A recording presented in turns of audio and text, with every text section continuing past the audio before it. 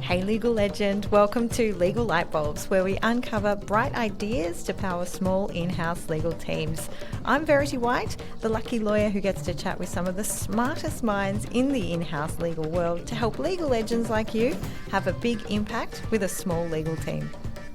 Hey legal legend, welcome to the Legal Lightbulbs podcast. Today's solo episode with me, Verity White, legal director at Checklist Legal, and I wanted to run you through 3 nerdy legal conferences that I went through over 4 weeks recently and what I learned about making connections. The first thing that I learned was that in real life, in person is still one of the best ways to make meaningful connections and to just kind of have those chats.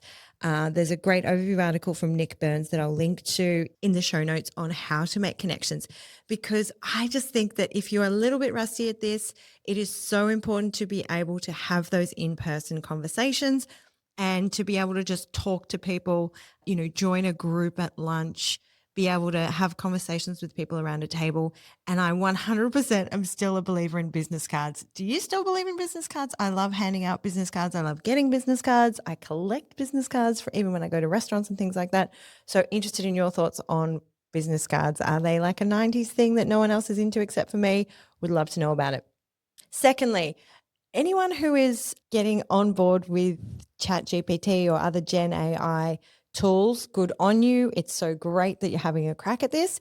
However, if you are going to insist on reading your conference presentation word for word, you're going to just kind of write it out and then read it out, then please get rid of some of the ChatGPT isms that I can kind of see and hear creeping into the way people are presenting, in addition to the way that people are writing on LinkedIn and kind of in blog posts and in newsletters.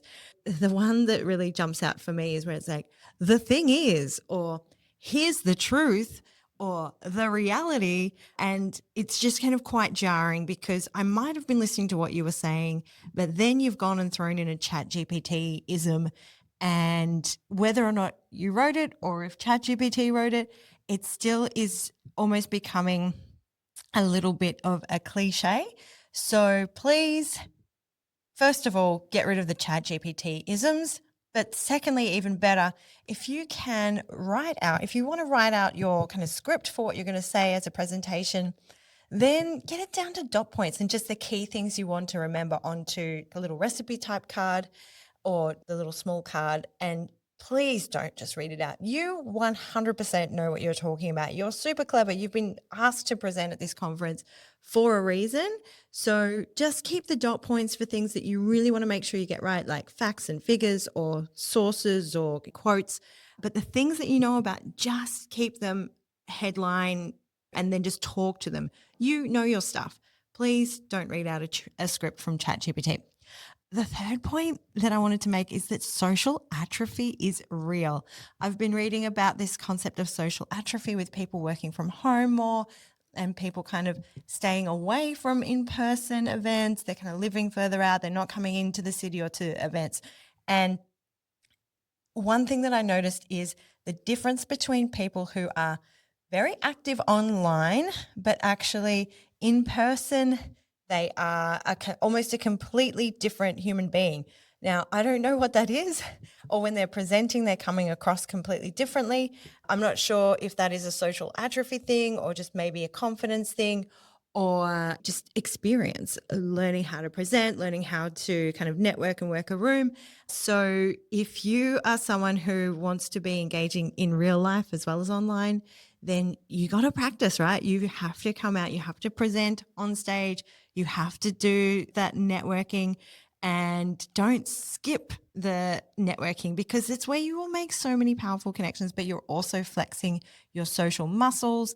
And if you're very comfortable networking, like, I don't need to network, then help others out. There's heaps of young people who would love your help with mentoring or would love your help with networking. Take people in your team out and kind of do it for them, okay? Even if you don't need to do it, but you actually definitely do need to do it. And there's a great article that I'll link to on social atrophy by Dr. Sarah Stein-Lebrano, which is really interesting if you are feeling like maybe you've got a bit of social atrophy going on, or maybe you can send it to someone who you think is going through a bit of social atrophy.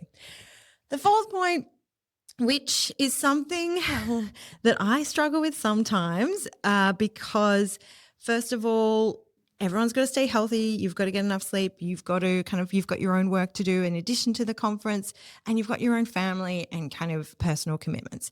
But if you can stick around a little bit longer before and after definitely after the conference, to connect more meaningfully on that social level and just have those little extra side chats. So obviously it's tricky, you've got commitments, but if you can, block out time after the official conference part ends, hang around, have a drink. It doesn't have to be alcoholic. Have a mocktail, have a soda water. Even if you just go to a bar nearby or within the hotel where the conference is, and maybe you'll just plan to do a few emails from the bar. There'll probably be other people from the conference there that you can just end up chatting with. Stay around for the after party, stay around for the after catch-ups and the chats, and just that's the way you can make so many connections. Don't book an early flight. Don't schedule an unrelated dinner because you're in town, so you have to leave. Stay close to the conference venue if you can, so you're not worried about traveling late at night, and just really make the time to hang out with people who are obviously like-minded because they're at the same conference as you and kind of in your industry. And it's a great way to make connections, and your network is your net worth. And I'll share some photos of a 90s party that I went to and had some great chats, and kind of after conference catch-ups with different people at a couple of conferences that I've been to lately, which were just really a lot of fun, and just met some wonderful people. So hopefully that's helpful and gives you a little bit of encouragement to do a little bit more networking. And next time you are at a conference or an in-person event, stay around a little bit longer. Make sure when you're presenting, you're not just reading from a script, you get the ChatGPTisms out, and you are making those efforts to really connect with people in real life. Because if you are wanting to do business, you still need to be able to, connect with people in a real life setting. Online is great, emails are great, video calls are great, but at some point we do meet people in real life. So let's also work on meeting people in real life at real life events. Wonderful. Have a great week. Happy contracting. Bye for now.